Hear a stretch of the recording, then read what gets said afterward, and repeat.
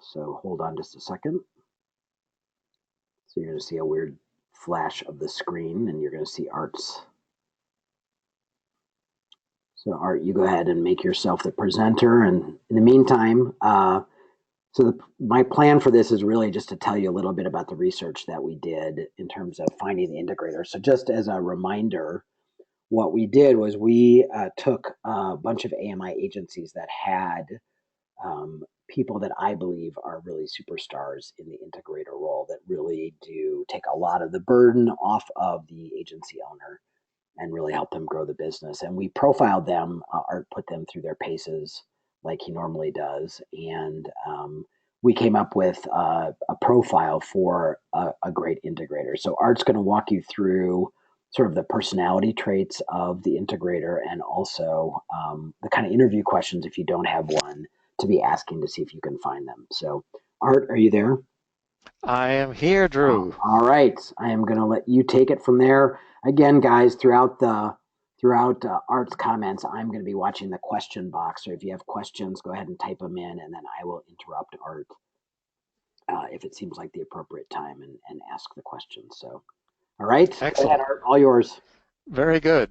Well, as Drew said, this was a follow-up to something we did many years ago. For those of you who've been in AMI for a while, we originally took a look at some key positions in agencies and went through a similar process. And this seemed like a valuable thing for most of you, especially as the economy cooked up and it became more and more important to run the agency well and get you out there selling and doing all the things you need to do. So we will do a quick recap of what to look for.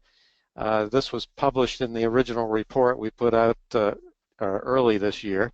So we'll just go through that quickly. Well, remember, And Art, if the you, only people who saw that report are the ones who ah, tested their people. So a lot of people on oh, the call and watching the recording have never seen that before. okay. So, So we'll well, they also can, share that with all of you there you go. with the link to the webinar. But we won't bore you with all those details, but we'll give you enough to capture what we felt were the key differences for what to look for. And then to make this as practical as possible or as applicable as possible to your situation is to talk about specific questions or approaches to pick out the true integrators when you're out there on the marketplace, or perhaps you're looking around your staff and have 2 or 3 people in mind that you think could handle that position. We'll give you some specific questions and kind of the logic behind those questions to help choose the actual correct person to be your integrator. We'll Or talk a little, or if you're looking to hire that person, these would be good interview questions. If you don't have anybody on staff, which I know some right. don't, these would be the questions to ask to sort of get to, do they have some of the core skills and motivations and behaviors that we're seeing in the superstars. And that's really the point, is because we looked at, I forget, Drew, was it, I think we had like 12 14 or maybe? 15, Yeah. something like that. And these were all people that were highly thought of. And I think you'll see in a moment that there was a pretty tight uh, profile, which tells me that, yes, indeed, these people have something in common, and what they had in common was being superstars. Well, these Uh, were all people that I handpicked knowing mhm. the agency owner and their number one person. So I know that they're delivering for the agency at a level that is what you guys all desire.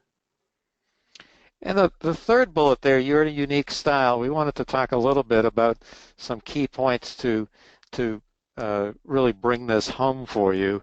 Uh, while it is useful to have this kind of general input, and as Drew just said, these were highly skilled and effective, proven integrators, so there's certainly value there, but there's always a need to tie it to your unique style and understanding what makes your agency unique in the process. So we'll spend a little bit of time on that. And as Drew said, please, ask questions. If something doesn't make sense, type in your question, and Drew will stop me, and we'll discuss that from with both of our points of view here. So the first thing I wanted to do, many of you are familiar with the assessments. If you're not, Again, this is the behavior element of our assessment process. It's a three-stage process, behaviors being sort of the obvious, tangible part of a person's personality or style, something you can kind of read and see. And you don't need to know a whole lot about the behavioral system to look at this graphic and realize at the top of the graphic, you've got these were the integrators. Remember, these were the highly qualified, successful integrators that Drew picked, and they're pretty much all over the board here, which is what you'd expect from a randomly selected group of people. But you'll notice that there is a certain amount of consolidation when you go from their what we call their natural behavior style to their work adaptation. What are these people doing? All the successful integrators were very decidedly moving into a highly task-oriented behavior style, whether they were people-oriented or team-oriented before, wherever they were on this chart, they all are clustering around this task-oriented style as their in their integrator profile. That's very important to recognize, and I think it makes a certain amount of sense that somebody that's, I keep saying the definition of an integrator, one definition is they keep the trains running on time. Well, you'd expect them to be task-oriented. Now, I want to contrast that with the visionaries. That's the owners of these self-same agents or self-same integrators we're looking at. So some of you may have been on this list. You'll notice there's more of a consistency with the owners or the visionaries, and that consistency is that they're all in this kind of red or blue, yellow area of the chart, which is basically translates into visionary, big picture thinkers. They tend to be extrovert, outgoing, and so forth, which I know Drew would agree with me that that's pretty much all the owners I know, and Yep. many owners I know in other entrepreneurial companies. And like your integrators, notice again there is this very clear consolidation around a very narrow point, but it's still the visionary big picture. So it just is as if that gets distilled in the workplace, that you as the visionary, you as the owner, really zero in on this balanced visionary approach. And by the way, if you'll recall, with the integrators, they were all in this, whoops, they were all in this task-oriented area, the red and the blue. The visionaries are more balanced between this red, dominant, extroverted style and the yellow, which is a more of a people person. Why? Well, you guys are selling the business. You have to interact with people. There's a much stronger need for you to have that kind of balanced profile, not just task, but task and people orientation. So far it makes a certain amount of sense. As again, those of you who are familiar with the assessments, you'll know that another tool we use is the motivators or world views. And this particular assessment is very tightly correlated to specific jobs. And again, without going into a lot of the detail, you'll notice the first thing you'll notice about this chart is that whether you're a visionary, which is this first column, or an integrator, you have the same three basic motivators. Both visionaries and integrators share the same basic motivators. They happen to be what I call all business motivators: learning, being on the cutting edge of your industry knowledge, reading material, keeping up on things, going to AMI seminars and webinars, and talking to Drew, talking to other experts. That's common to both your visionaries and your integrators. Leadership, probably no big surprise there. Uh, both parties are interested in being in charge, being in control.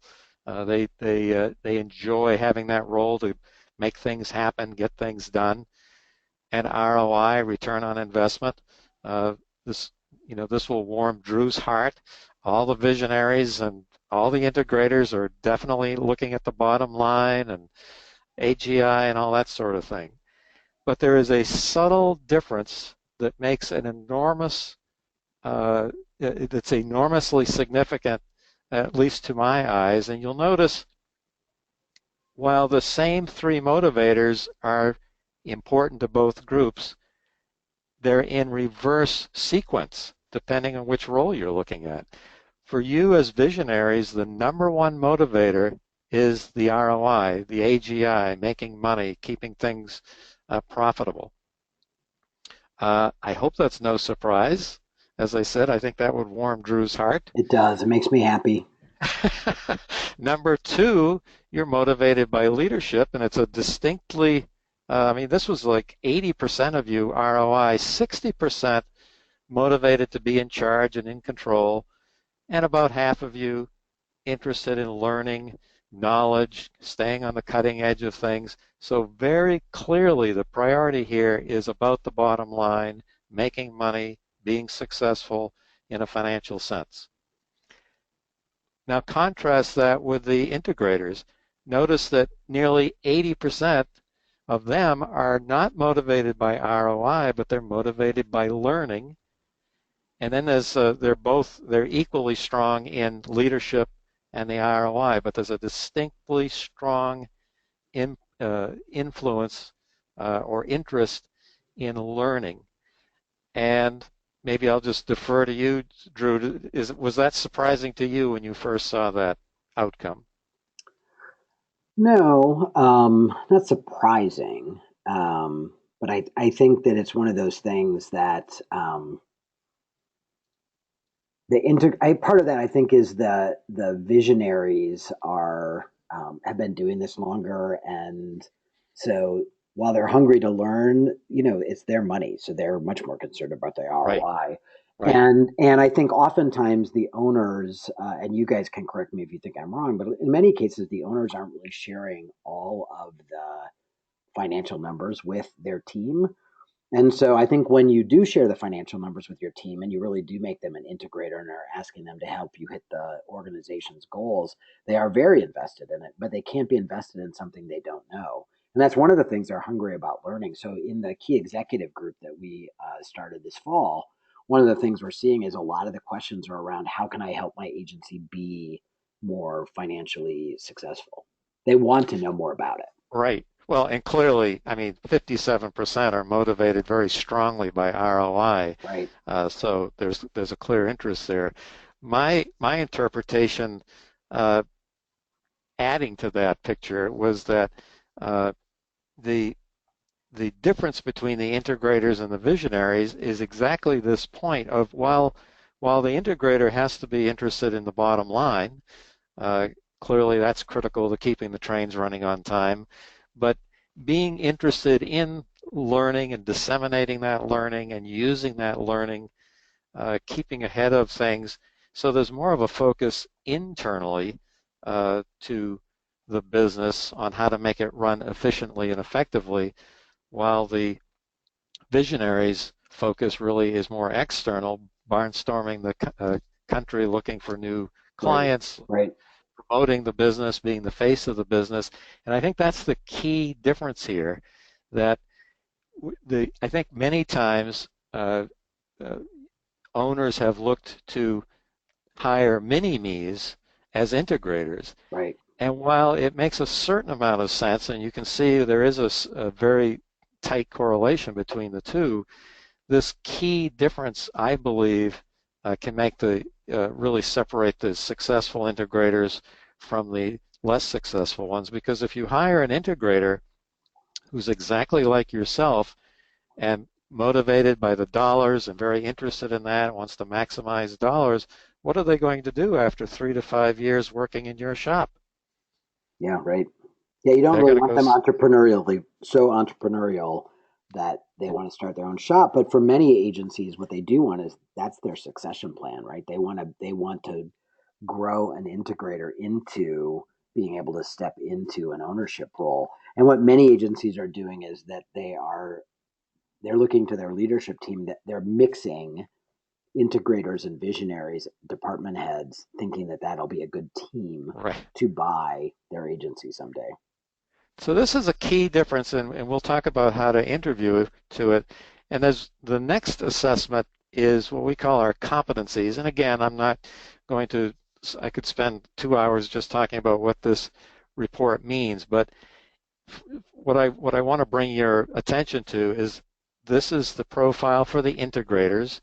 And again, I've circled sort of the what seems to be the common profiles. The red circle is what we call worldviews, and really what drives the integrator. And what we find, the reason you see such a tight correlation right here for integrators is because they're well balanced between the three core factors that we look for in terms of talent, if you will, or talent, or what they're good at doing, what they're good at seeing, their capability, perhaps, is another word for it. And the three factors we look at are people, tasks, and systems.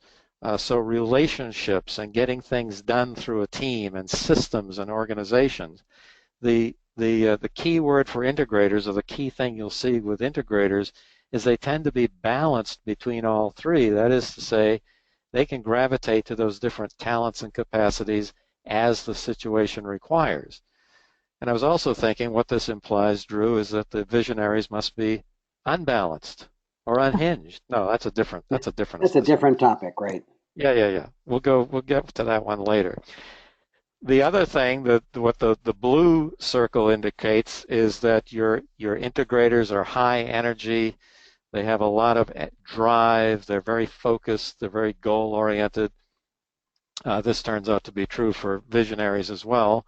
And jumping over to visionaries quickly, what I want to point out is that the the integrators, where they were very more balanced between the three different factors, the visionaries tend to be more focused on doing things or leading by example, and they're somewhat less focused on planning, which also suggests they're a little bit less focused on holding people accountable to the rules and the procedures.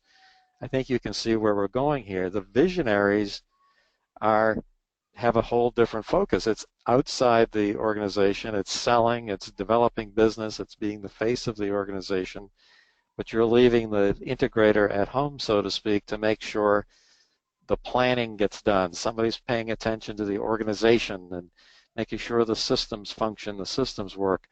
We don't want the visionaries doing that, but it takes a little bit different focus for uh, the person who's keeping the trains running on time. And this really, in my mind, goes back to the motivators and why are the integrators more focused on learning and staying ahead of the learning curve and mastering new tools and techniques? Well, their focus is on the inside of the business, keeping things organized and running smoothly.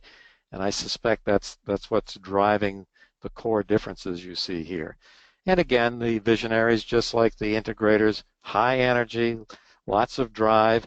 But it's interesting with the visionaries that drive and energy comes from a slightly different place, and that place is you tend to be future oriented, goal oriented, driven or drawn by the future.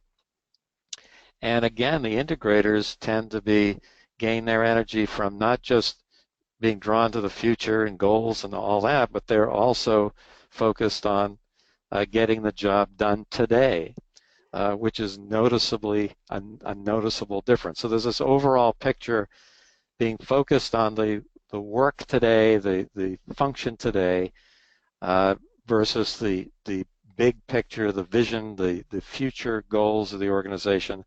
So it drives these subtly different aspects that are critical if you're going to hire the right person the first time through to be your integrator. But the other interesting point about this is that, for a lot of you who are on the webinar, listening to the webinar, it also points out to the parts of the business that give you energy and the parts that just exhaust you. So when you're out Hmm. selling and you're out meeting with people and networking, for many of you, that's sort of your sweet spot. That you're no, as you've all heard me say, nobody's a better salesperson for your agency than you are. But the one-on-ones with staff and all of that sort of stuff, for a lot of you, that's a grind, and you don't enjoy doing it. Right. And so some of you just don't do it. And so, as you know, that can cause problems inside your organization. So that's the beauty of having an integrator on staff, is because they like to do the parts of the business that you don't really enjoy, but need to be done. Well, and this again drives this key point. If you hire an integrator who's essentially a mini me, you 10 or 15 years ago, they're going to like and dislike all the same things you do. So just as Drew said, if your preference is to get out there and sell and all that, uh, well, if you hire an integrator just like you, they don't want to be in the office making the systems work. They want to be out there selling and promoting. So again, there's a subtle difference. They are business people. They're very talented. They're very skillful, but the skill sets are just subtly different than yours.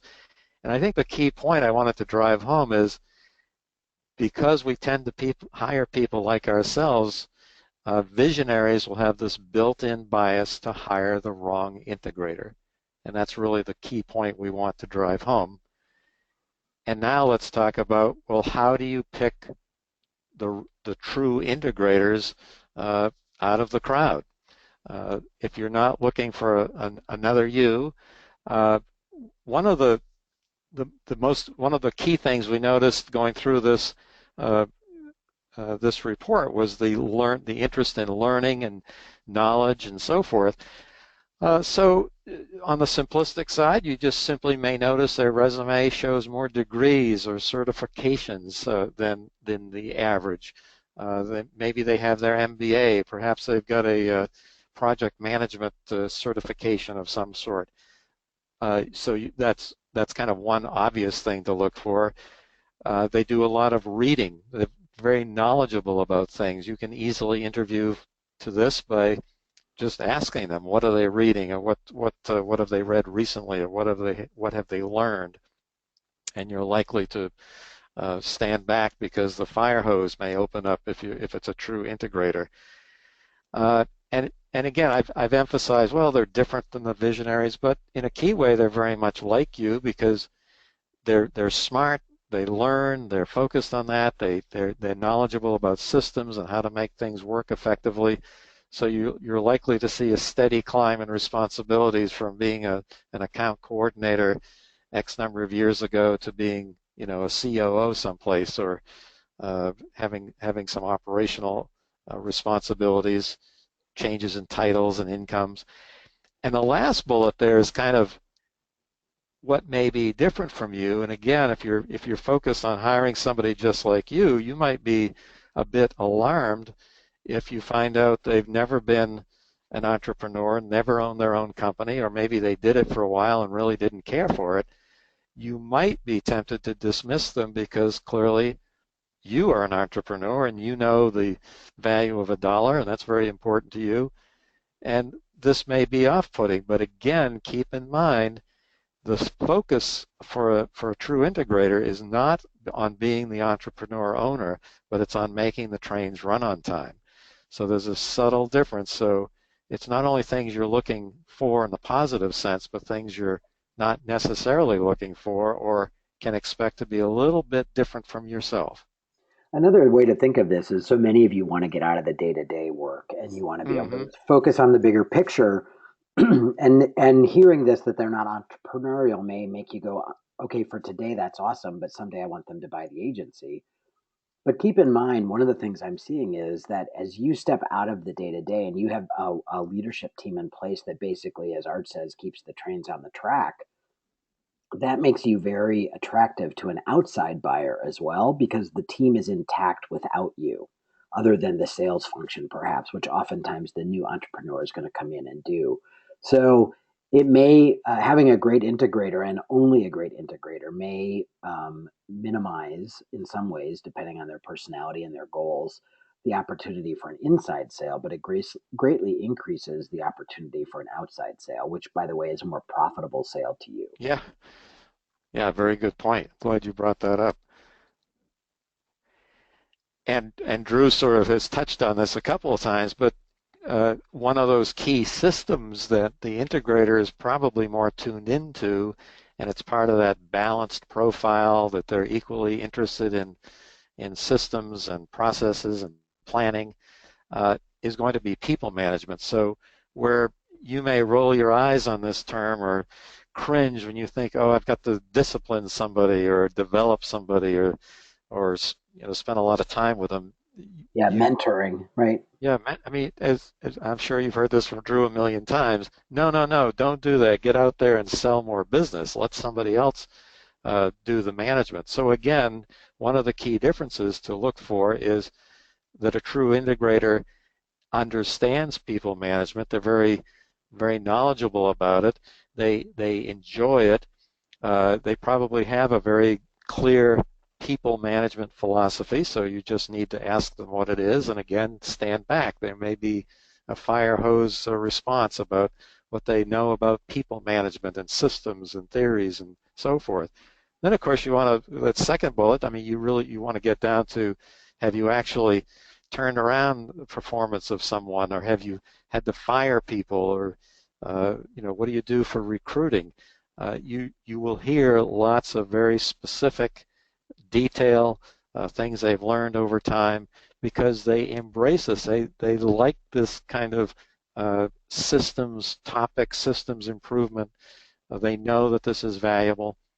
One of my favorite follow-ups with people, uh, and by the way, if you're if you've been in business long enough, you have hired the wrong person, or inherited the wrong person, or promoted the wrong person, and ultimately you might have to let them go. I'm always a little leery about people who never had to fire anybody. That tells me that either they're perfect at hiring, which I've yet to meet that person, or that they don't fire quickly enough, or they don't know how to, when to pull the trigger on that. So one of my favorite questions to get to this issue is, how much time or effort do you invest in turning around and mentoring and developing somebody before you say, enough is enough and let them go? But the point of these kinds of questions, again, is that you'll hear back, whatever the specific words are they use, but you'll hear back a great deal of interest and excitement and knowledge about this whole topic of people management, which should be music to your ears, because you certainly don't want to be doing this. Or you only want to be doing it for department heads, and you want this person doing it for all of your uh, junior woodchucks. Yeah, but you want to involve them with your department heads too, because they probably are probably pretty good at interviewing and those Yeah. kinds of In many of the functional things. smaller agencies, this person is going to be a department head, so it would be weird for them to manage Right. their peers. But in a larger agency, yes, they would be more Hmm. of a COO. Exactly. Yep. And so, of course, project management is a no-brainer. They're going to keep the trains running on time. But again, this is a topic that probably doesn't get you too excited. One of my favorite questions around uh, to get to somebody's true interest and true capabilities managing projects would be, how do you prepare yourself and get organized to handle a very large, complicated, or very politically visible type of project? Again, uh, the true integrator has a lot to say about this. They have a lot of knowledge. They'll be very specific. There will be a clear philosophy and approach to this question. So again, stand back for a fire hose type response. But the other part of that, of course, is that you get yourself organized for a project. Well, how do you get your team ready? So communicating with a team and preparing a team involves the kind of the other half of this keeping the trains running on time business. And so it'll be very, you want to hear some very clear knowledge and understanding that it's important to get a team ready. Maybe you have to send them to boot camps, or maybe you have to take them under your wing. But whatever it is, they have to be cognizant that preparing the team is vitally important. And then for anybody who's ever been on a big project, things inevitably crop up, problems crop up. There's a change at the client's organization that impacts you, or things change in technology, or things change in the social media, whatever it is. There are always changes, there's always problems, and a good project manager will have a very clear uh, concept about how to identify changes, how to deal with changes, and accept that as just a basic part of the project management process, not some special or unusual situation.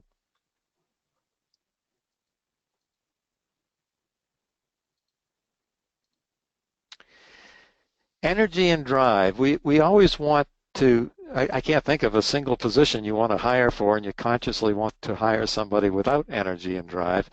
But the question often comes up, well, how do I know? Because if you've got somebody who's a good talker, they're extroverted, they have a great vocabulary, they've been around the block a few times, they know how to sell, and maybe they can sell you on hiring them to be your next integrator or AE or whatever the position is.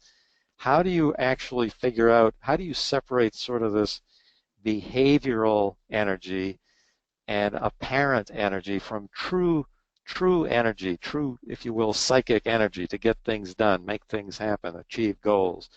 Well, the top of my list is always to ask about their personal plans and goals and aspirations over different periods of time, whether it's the next 6 months if I give you this job, or 5 or 8 years out, whatever you end up doing. People with strong, we'll call it psychic energy to separate the concept, but with that strong level of energy and drive, they have very clear goals. They will describe them to you. I often use the phrase like a painting. You'll be able to see this painting. They describe it to you so clearly because for them it's very clear, it's always in front of them, and it literally draws them ahead. And that's what gives them at least part of their energy and drive. Now the second bullet represents another area that we all get our energy and drive from, and that is loving what we do currently, loving kind of the day-to-day things that we're doing in the job. And by the way, this was one area the visionaries tended to be low and the integrators tended to be high, because the integrators love that day-to-day focus on the work and the projects and the systems and keeping things running, and they really get a visceral enjoyment out of that. So you want to ask about, what do you love about your current work?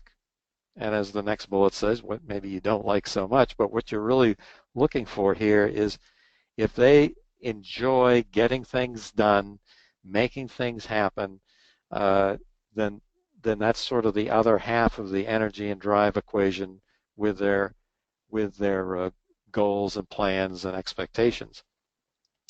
And then finally, and this comes up quite often when I've worked with many of you on hiring, is you have to consciously ask yourself this question: is this energy and drive? Is this all maybe talk and maybe over exuberant ego talking, or is it real? Is it confidence gained from goal achievement and making things happen and getting things done, or is it just the ego speaking? And if you really think about that as a separate kind of checkbox in your interview process, I wouldn't say there's a particular question for it, but you ought to be able to, pardon my English, but your bullshit detector ought to go off if it's just ego, just pure ego talking versus actual accomplishments. So I would pay attention to that in the overall generation of your answer to, does this person have high energy and drive? If they've got the goals, if they enjoy that day-to-day work, and it's just not ego talking, you're probably looking at somebody with a good deal of energy and drive, and they're going to be worth hiring. And by the way, that tip right there goes to virtually any hire you'll make. Now, that kind of wrapped up what we had for specific. Oh no, well, it has wrapped up for specific questions. Uh, Anything coming through on interview questions, Drew, that we need to talk about? Nope, not yet.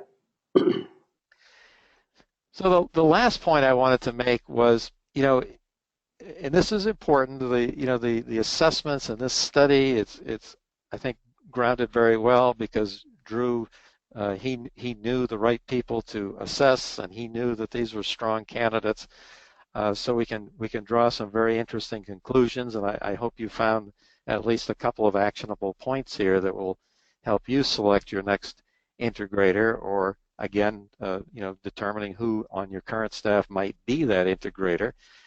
Uh, but the last thing that I would stress is that you are unique. You have your own unique management style and leadership style. Your agency is unique. You have your own culture, your own beliefs, the things that make you unique in the marketplace, and you always have to involve those points with any hire. So one of the things I encourage you to do, whether it's hiring an integrator or frankly any role, especially an important role, is be clear about your personal expectations that may or may not be necessarily part of the AMI breadbasket of things necessary for an integrator or an AE or any other position. Bake those into your search and your interview questions and your hiring agreement. Those should be front and center all the way through this process. So if you have clear expectations about a job that may or may not seem, you may or may not pop up in the job descriptions that Drew might provide you or any other job descriptions that you've seen with your colleagues, be sure that you are clear about those, because that's something important to you, and your expectations need to be front and center. So make sure those are addressed all through the interview process. I think one of the other things that's critical about this is, when I look across the AMI networks and I look at the agencies that have strong integrators, Mm-hmm. oftentimes that person was hired for a very task focused job, typically in the Mm-hmm. account service role in many cases, or interestingly, in the accounting function. Ah, And those people get elevated to this integrator role by demonstrating that basically they are a powerhouse in terms of getting stuff done and rallying the troops and holding everybody accountable. I think it's easier to identify an integrator when they're already inside your organization. I think the challenge is more complicated when you are trying to hire from outside, because as Art says, I think the inclination is to hire someone who looks a lot like you, as opposed to somebody who in a lot of ways is different than you in how they get their work satisfaction, and how they want to stay home, if you will, and they want to take care of the kids and make sure everybody's fed and had their bath and all of that. And that's not a gender thing. A lot of the great integrators are, I'm not suggesting that it's men or women, but that they like being in the office and they like getting things done and accomplishing things. And mm-hmm.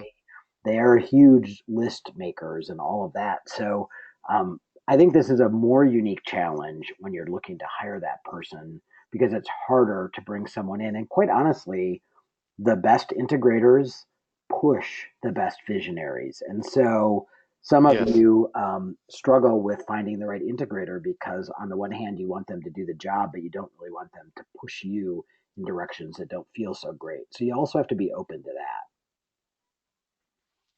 Good points. And again, I think you can see here this whole fitting your unique style is going to be the real challenge, is bringing in a relative stranger off the street, uh, or frankly, even bringing in somebody you think you know well, but you've never worked with them. You have worked with your current staff, so it's easier to answer some of these questions like fit, for example. If you've worked with, say, your staff accountant for several years and are considering him or her for promotion to integrator, you already know the answer to these questions. But it's, as Drew said, bringing them from the outside. That's when it's particularly important to bring in the unique aspects of your style and your business culture to make sure there's a fit. And frankly, that's really what we use the assessments for generally, is to assure that fit so there's no surprises there.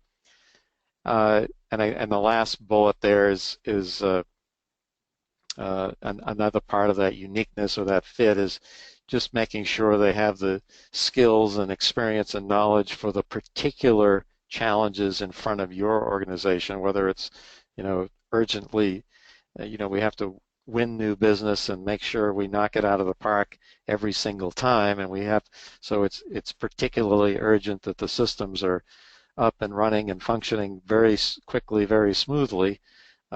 That may be somewhat unique to you versus an organization that's growing steadily, and we have the time to focus on perhaps other factors that make keep the proverbial trains running on time. But I wanted to close with that because I never want you to leave these kinds of uh, uh, seminars on thinking that, oh, there's kind of one size fits all. There's an aspect of that that's true. The general picture of the integrator, I think you'll find, is true across AMI, but on this page, there's going to be something that's unique to you, and that's important for you to take into consideration early and often. I think the other part of that too is, for a lot of you, you end up hiring a lot of kids right out of school or have a little bit of very little experience. So in that case, your integrator is going to have to be super people oriented because you're going to have to grow your people and continue to Mm-hmm. motivate them. And a lot of you are struggling, not necessarily you specifically, but a lot of agencies are struggling with retention. Especially in the 35 and younger camp, and so they've got to be great at doing that as well. And most of you know that probably is not your strong suit, because you're out and about a lot. You don't have as much time to invest in the people. So to Art's point, I think you have to figure out sort of where your greatest pain point is and what you want them to grow or focus on the most to make sure that they have a depth of skill in that. But when I think about the integrators, they are across the board. I think about the great integrators in all of the AMI agencies where I see them, and they are the yin to the owner's yang. They really Mm-hmm. aren't cut out of the same cloth as the owner at all. They are very different. They're very task oriented and detailed, and they love system and process. And I've yet to meet an agency owner who really loves system and process. And so they really can be a great counterbalance to your strengths, and they can be very forgiving, and help the agency shore up where perhaps you aren't as strong. So, I'm a firm believer in you having one of these if you can, if your organization supports it.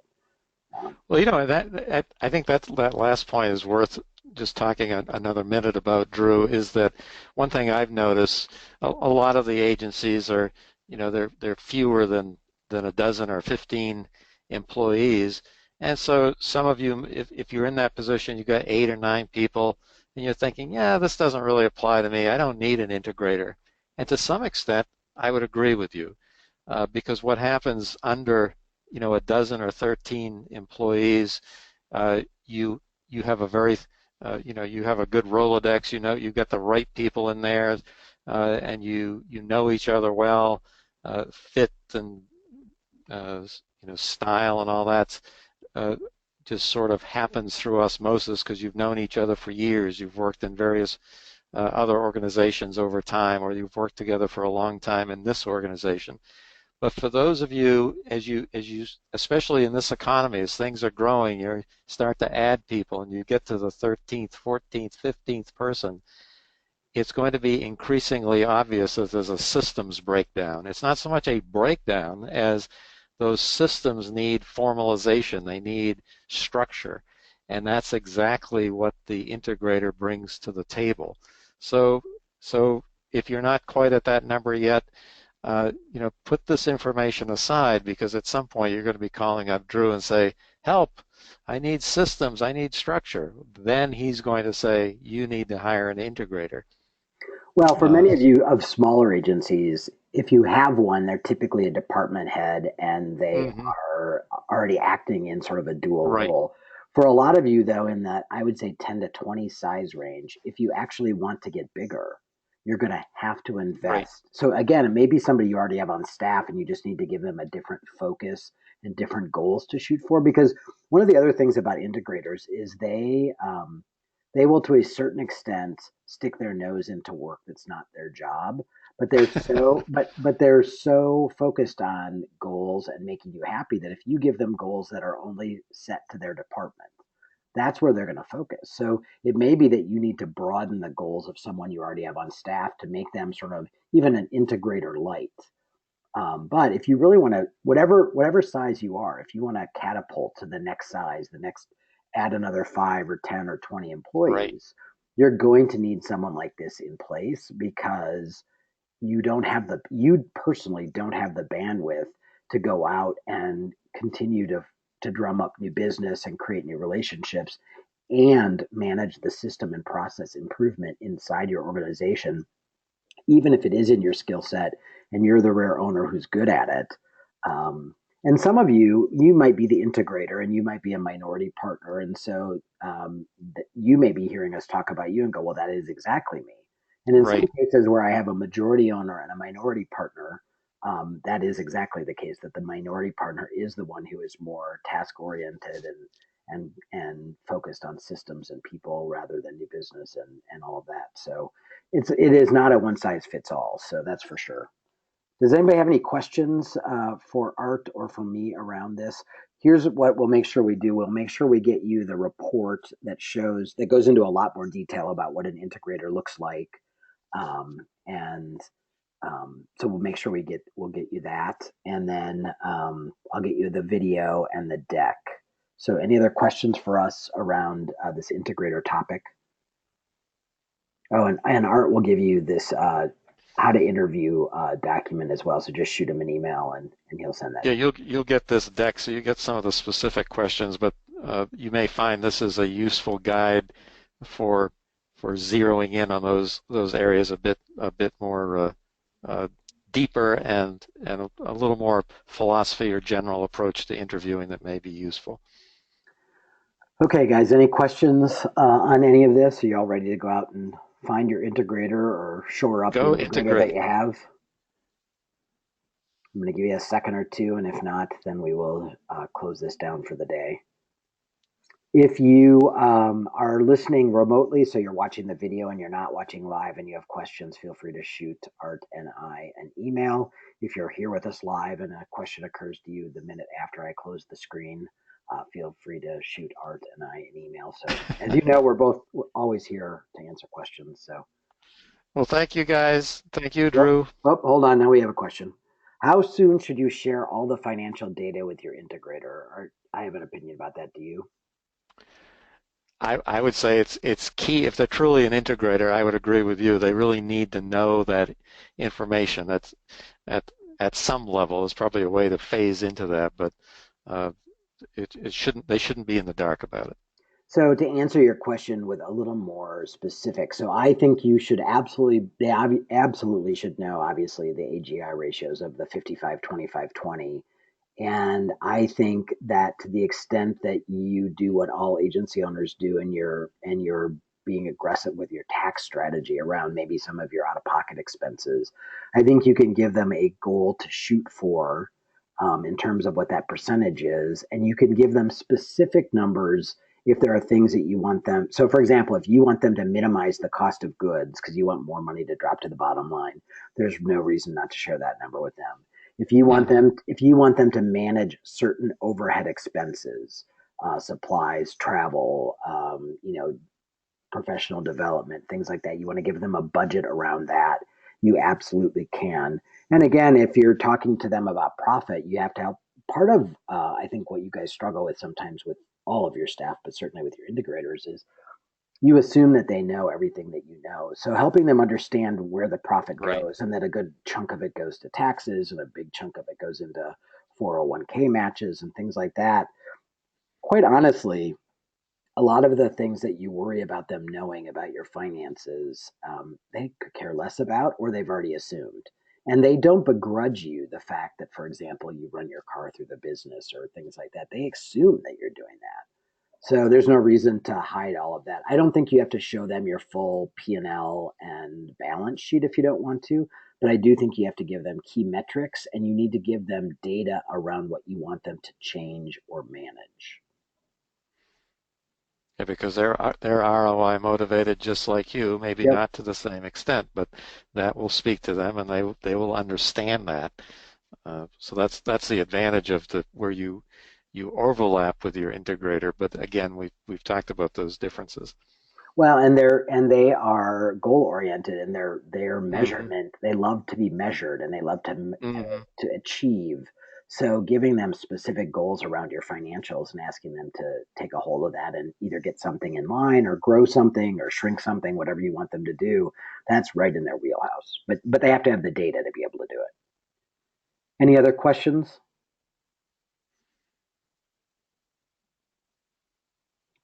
Going once, going twice. All right. Thanks for joining us live. Thanks for watching remotely. If you are watching this later, feel free to shoot Art and I an email if you have questions. Hopefully, this was helpful. And I will have all of this stuff available to you within the next day or so. I've got to upload it all. So I will take care of that and get it to you. So thanks, guys. Good talking to you. Bye. See you, Drew.